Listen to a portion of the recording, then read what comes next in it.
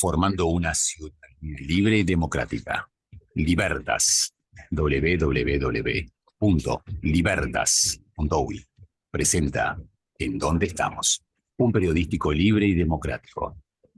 De lunes a viernes, a partir de las 10 a.m.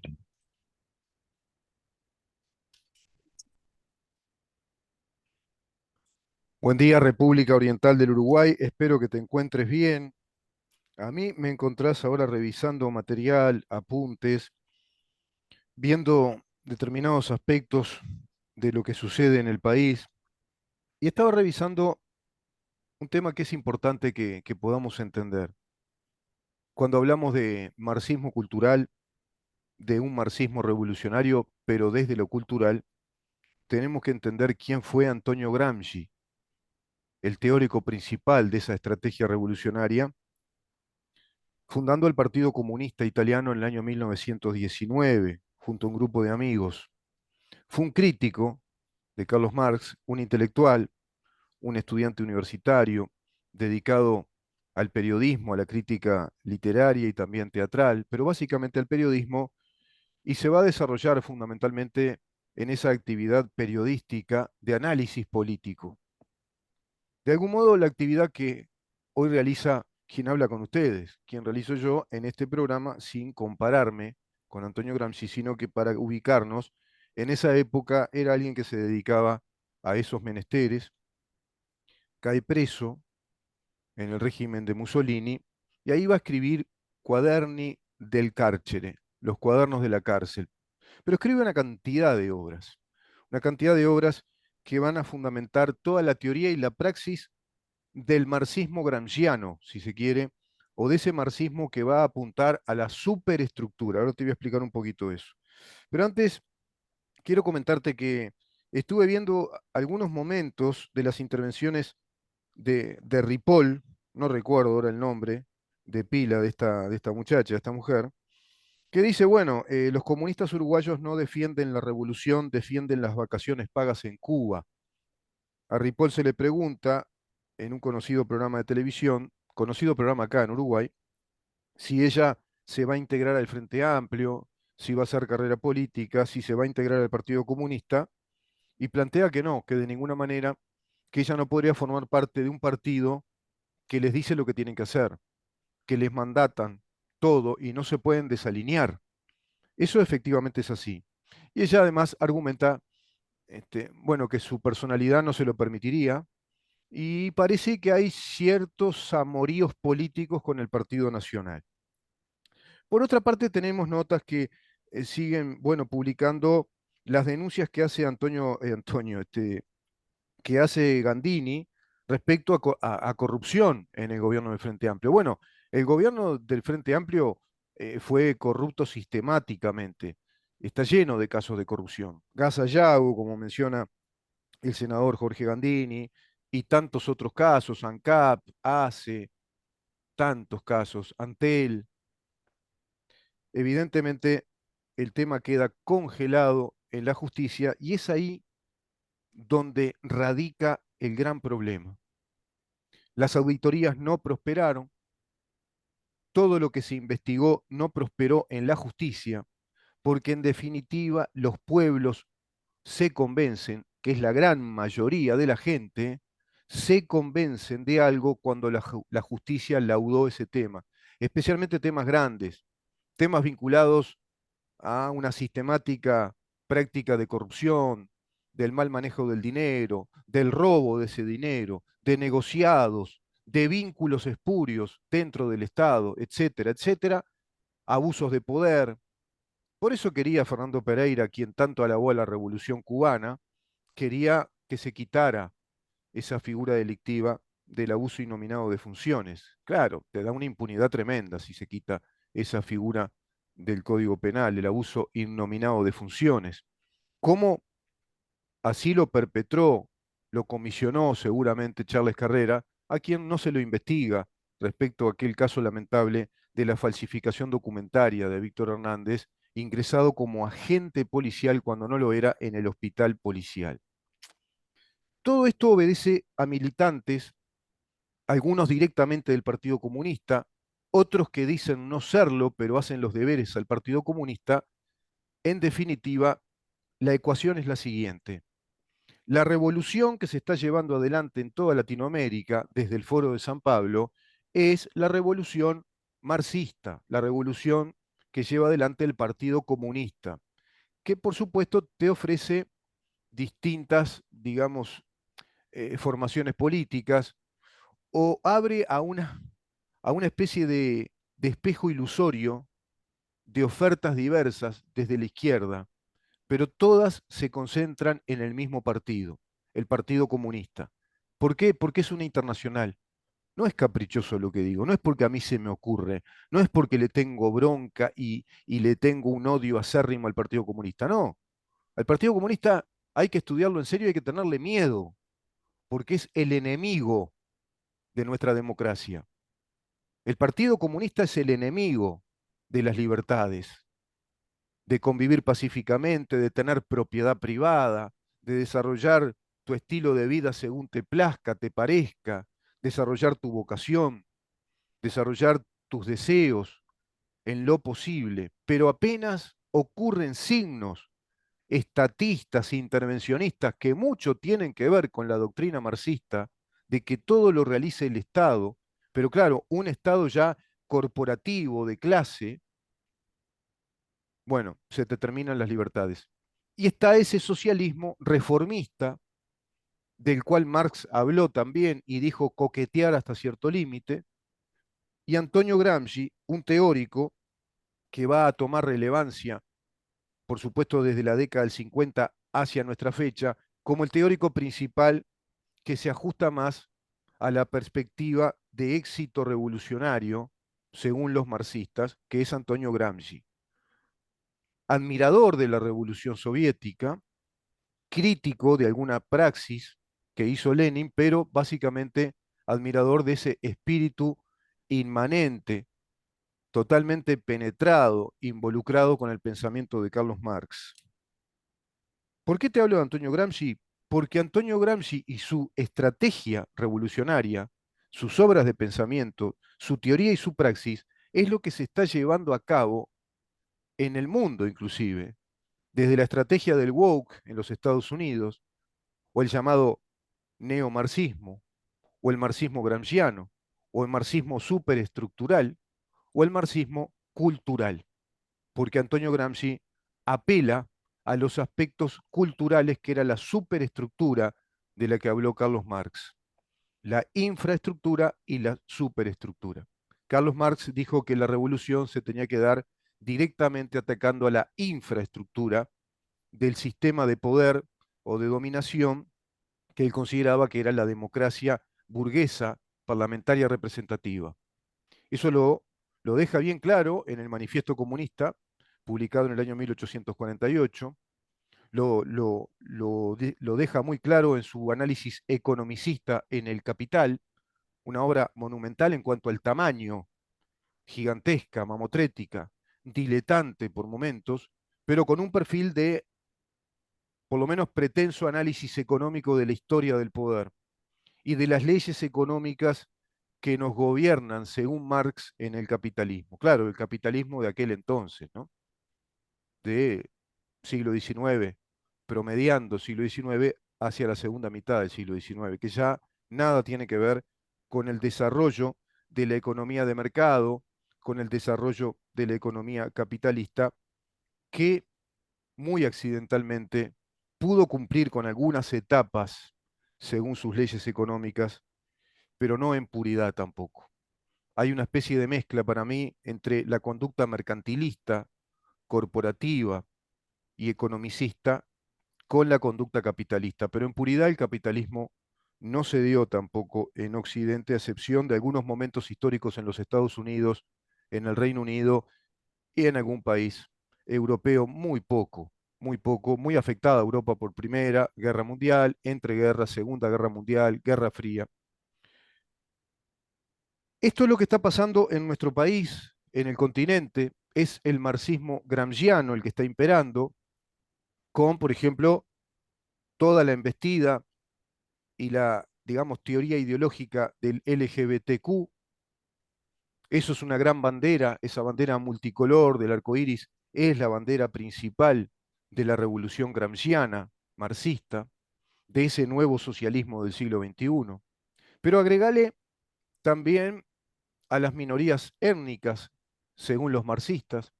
las minorías de los falsos mapuches en Argentina, qué sé yo, de los colla, de indígenas, el indigenismo que se instala como teoría, desde los teóricos también del Foro de San Pablo, Linares, por ejemplo, Atilio Borón, Sirio López Velasco, todos teóricos marxistas, hay que hablar el Pope, digamos, el inspirador de esta nueva oleada latinoamericana del socialismo marxista hacia la sociedad comunista, como lo fue Ernesto Laclau. Eso es lo que representa el Frente Amplio,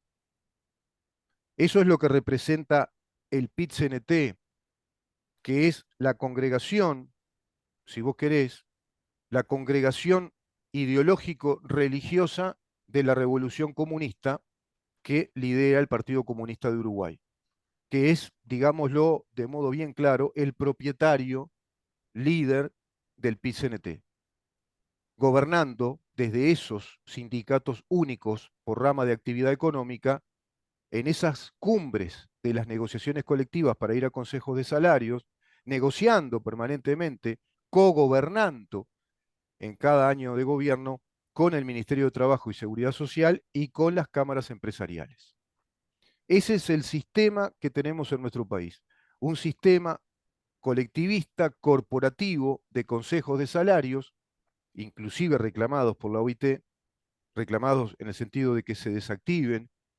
y que se vaya hacia el régimen de las negociaciones voluntarias, lo más flexible posible, que es precisamente uno de los paradigmas o principios de una sociedad libre, de una sociedad democrática, aceptar, y no solo aceptar, sino experimentar la necesidad de que nuestras relaciones, en este caso las relaciones laborales, sean libres y voluntarias en la capacidad de negociar lo que haya que negociar. Y esas negociaciones que sean pasibles de ser corregidas, de ser reestudiadas o renegociadas libremente de acuerdo al principio de la autonomía de la voluntad entre las partes que tengan que negociar. Es decir, sindicato y empresa, empresa y sindicato, trabajadores reunidos en un sindicato o en una expresión espontánea sindical con sus empleadores. Ese es el régimen abierto, libre, de la voluntad determinada libremente a negociar.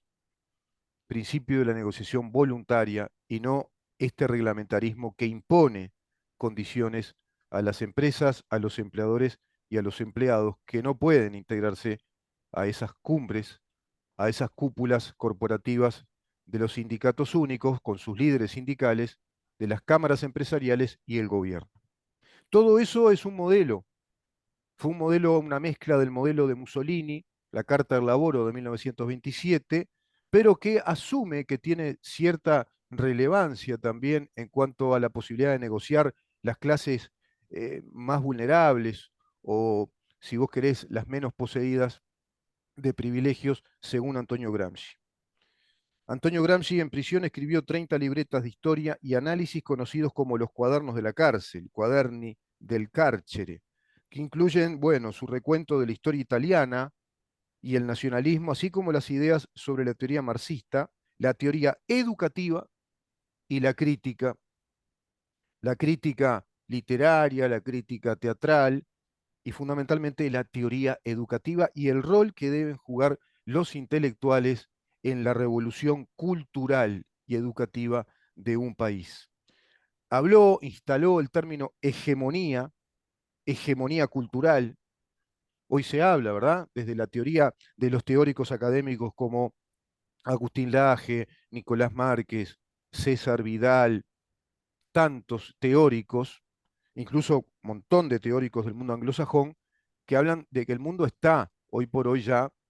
digamos que, viviendo la embestida de una hegemonía cultural de un neomarxismo o un postmarxismo, que incluso muchos lo van edulcorando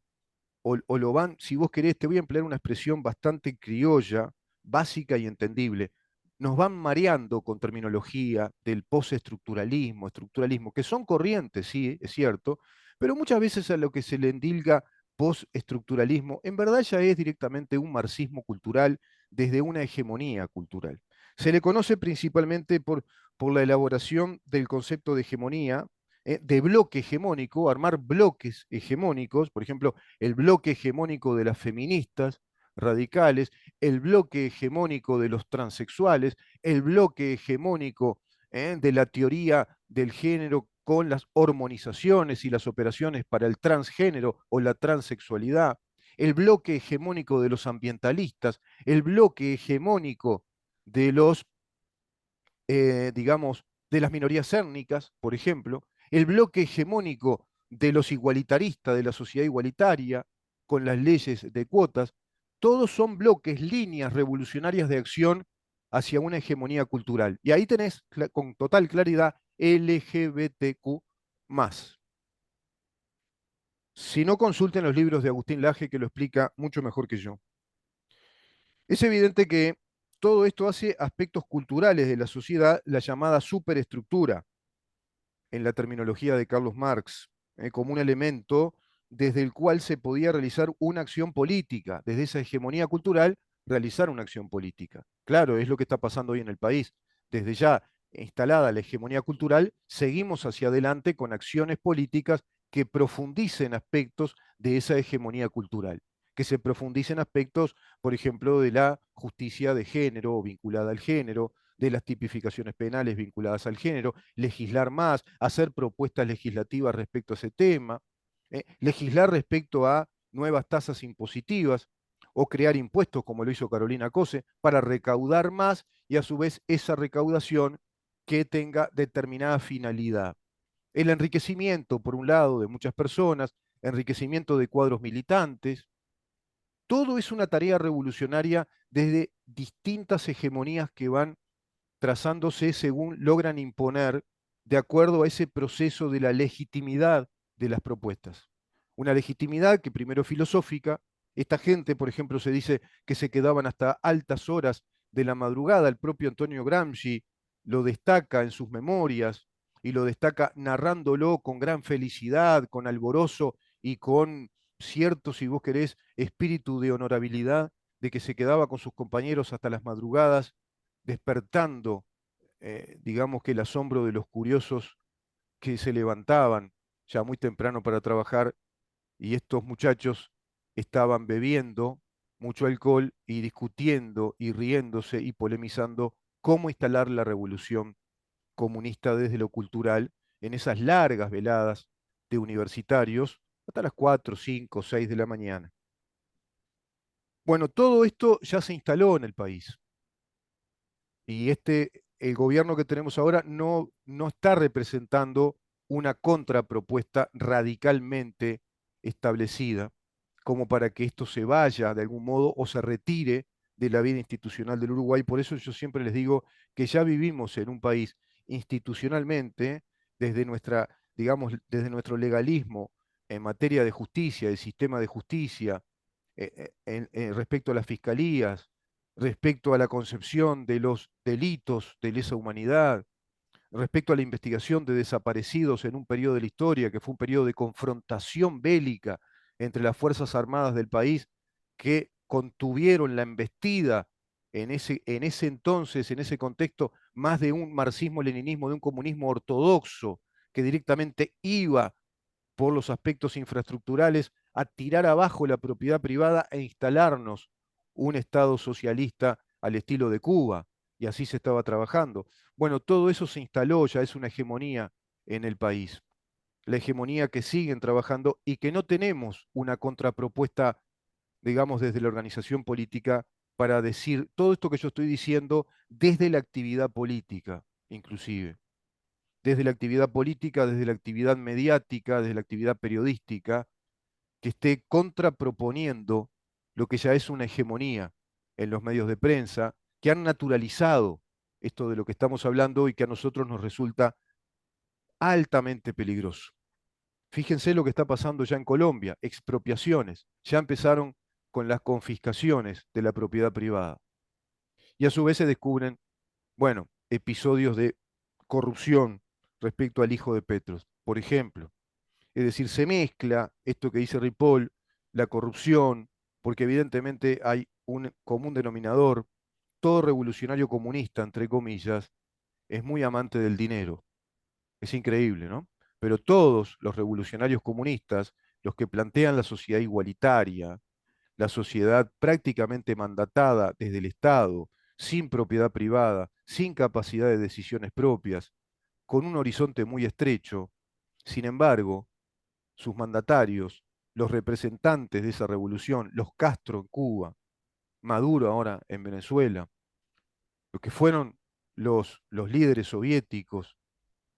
este desastroso personaje en Corea del Norte, viven vidas de reyes, de multimillonarios. Ellos no viven la sociedad igualitaria,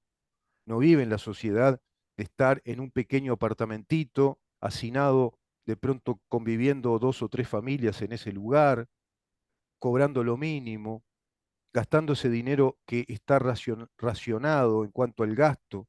con una economía que se dispara a ser hiperinflacionaria y ya después es cualquier cosa, no es nada, porque no hay mercado, porque no funciona la economía sin producción, sin medios de producción, sin emprendimientos de distintos sectores de la sociedad, de distintas personas, sin propiedad privada no funciona la economía, sin un mercado de oferta y demanda no funciona la economía, y todo se concentra en los mandamases del Estado, que es el resultado inevitable al que llevan las ideas socialistas, las ideas colectivistas. Inclusive el socialismo reformista, que es el que vive en nuestro país, es el campo de orégano para ese socialismo ya hacia el comunismo, porque en gran medida es el primo hermano que te habla de un Estado muy intervencionista que ahoga a la actividad privada y no permite que se desarrolle un modelo económico, pero no solo económico, un modelo de sociedad, un modelo económico, cultural, de cultura social, de convivencia, de cultura y hábitos de emprendimiento, de hábitos inclusive naturales de emprendimiento, cuando esa economía es abierta y tenés un Estado más bien amigo de tus emprendimientos y no un Estado castigador que apenas se entera que vas a hacer algo, viene rápidamente con la libreta a decirte todo lo que le tenés que pagar. Y es el convidado de piedra. ¿Y por qué tenés que pagarle? Y porque tenés que bancar a los miles y miles de funcionarios que va empleando para cumplir y, qué sé yo, un montón de cosas que hay que cumplir, que el Estado te dice que es necesario. Desde trámites, regulaciones, un gran aparato burocrático al mejor estilo de las oscuras novelas de Franz Kafka. Vamos a una pausa, Maxi, y luego recibimos al diputado Conrado Rodríguez, que ya está con nosotros, vino de España. Bueno, vamos a hablar con él a ver qué novedades trae de España. Estuvo con el rey, altísimo el rey, ¿eh? Creo que te llevaba como 2 cabezas y pico más o menos, Conrado. Vamos a hablar con el diputado Conrado Rodríguez del Partido Colorado en su columna de los viernes. Quédate ahí.